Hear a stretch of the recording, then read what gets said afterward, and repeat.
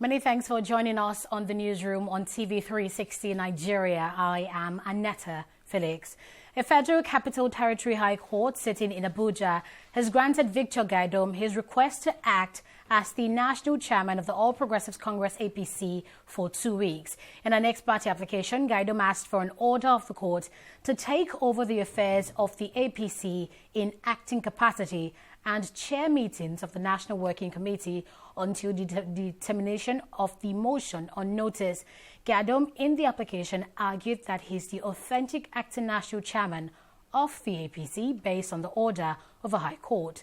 According to him, being the party's deputy national secretary, he was the highest ranking official following the ruling of the Court of Appeal in Abuja that upheld the suspension of Adams Oshomole and declared all his actions prior to the court's ruling null and void.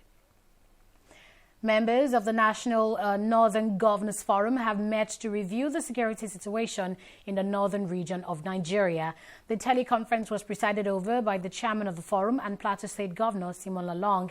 It held against the backdrop of recent attacks on communities in northern states by Boko Haram and bandits, among other criminals.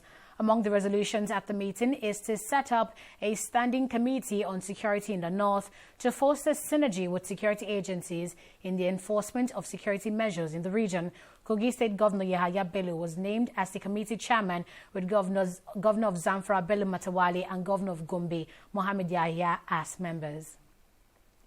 Nigerian businessman Obiwani Okeke, also known as Invictus Obi, has pleaded guilty to the $11 million fraud charged against him.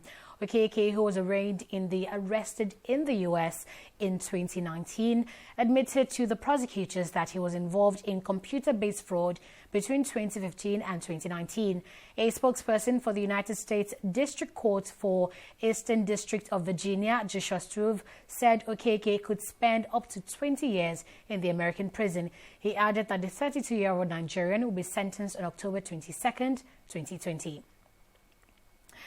Positive news here. Nigeria has been declared polio-free. Nigeria was said to have received the status of being polio-free after completing documentation which was accepted by the African Regional Certification Commission for Polio Eradication. On its official Twitter handle, the World Health Organization said the devastating disease was at the moment endemic in only 2 countries, thereby bringing the world one major step closer to achieving the goal of eradicating polio globally. Abdullah Ajumma Be, former governor of Oyo State and deputy national chairman of the All Progressives Congress APC, is not dead, and that's according to his media aide. The family of Abdullah Ajumma Be had dismissed rumors circulating on social media about the death of the former Oyo State governor. Ajumma Be, the newly elected appointed acting chairman of the All Progressives Congress, had reportedly been receiving treatments for COVID-19 in a Lagos hospital for close to 2 weeks. By Thursday evening, anxiety grew over his health status as news of his death flooded social media. However, Ajumma Be spokesperson Bolaji Tunji and his daughter-in-law Fatima Gandoji Ajumma Be have denied the news, saying Ajumma Be is alive. Let's take a break here and we'll be right back. In the last 3 years, we have built a multi-purpose center, which is the envy of all in our constituency. And I can tell you that the people who are living there are already enjoying it.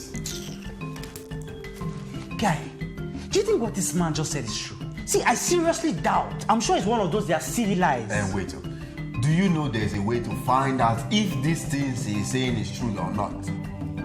This is the Construct app. It gives people like us a sure way to track implementation of constituency projects. It gives valid and verified information on location of projects, amounts allocated, amount funded, the level of job done, and even the profiles of concerned legislators.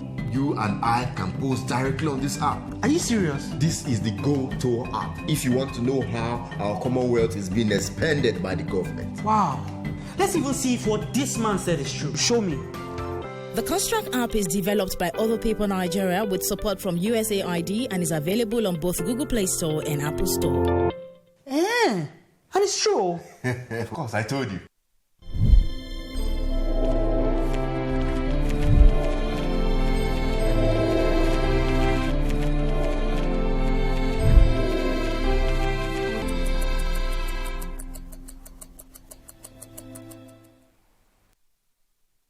Nigeria recorded its highest single-day COVID-19 infections with 745 new cases. The Nigeria Center for Disease Control, NCDC, revealed this in a late-night tweet. According to the NCDC, Lagos State had the highest number of infections for the day with 280 cases, and it's followed by Oyo and Ebonyi State with 103 and 72 cases respectively. Nigeria now has 18,480 cases of the virus, with 6,307 persons discharged.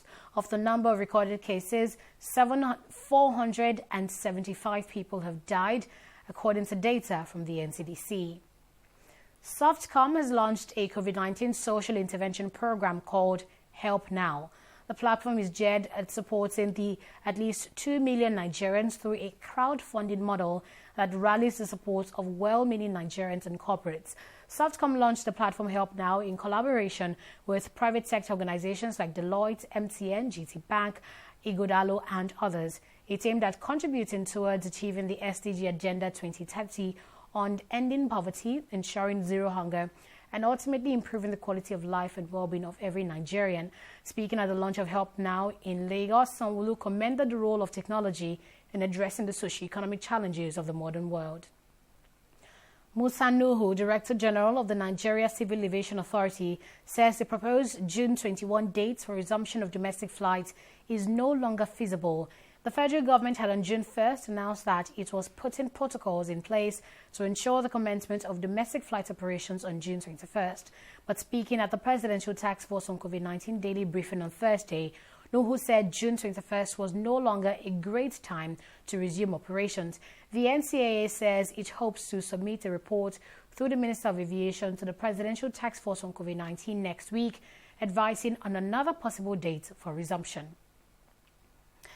Egypt has recorded 1,218 new cases of the novel coronavirus, edging the total number of cases up to more than 50,000, a fortnight before it is set to further ease restrictions. The Health Ministry on Thursday confirmed the new cases, adding that a total of 1,938 people have died from COVID-19. The Arab world's most populous nation closed itself off in March to curb the spread of the disease, shutting schools, restaurants, and halting almost all international flights. The pandemic shuttered Egypt's vital tourism industry, which the government says accounts for 5% of economic output, and analysts say it may account for as much as 15% if jobs and investments directly related to the industry are included. The country hopes to be able to welcome tourists back for the summer season and said it plans to reopen its airport to scheduled international flights from July 1st. Let's take a break here and return with updates in business and more. To stay with us.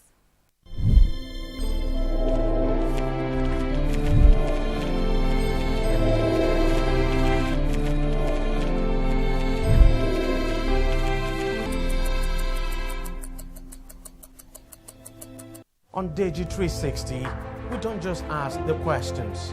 What is wrong with amending the Constitution the way the National Assembly members have been doing it? We seek answers. Constitution is constituent. Our problem is not lack of laws. Our problem is lack of the willpower to implement our laws. Answers that provide clarity.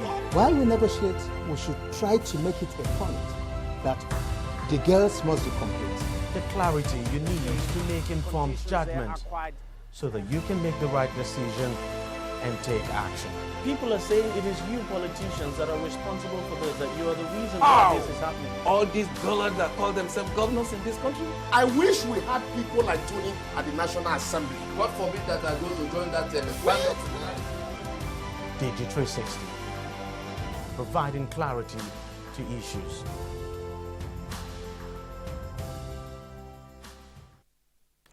In partnership with the Central Bank of Nigeria, the Kebbi State Government, and the Emirates of Uri, culinary products manufacturer GB Foods has completed the building of a 20 billion naira tomato processing factory in Kebbi State.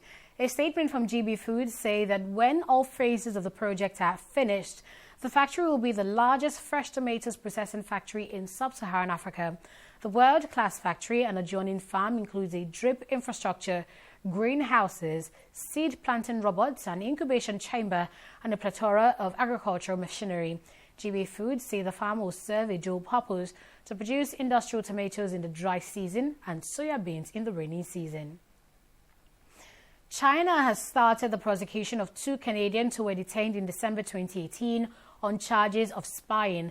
Michael Kovig, a former diplomat, and Michael Spavor, a businessman, were held by the Ministry of State Security shortly after Huawei boss Meng Wanzhou was arrested over alleged breach of U.S. sanctions on Iran.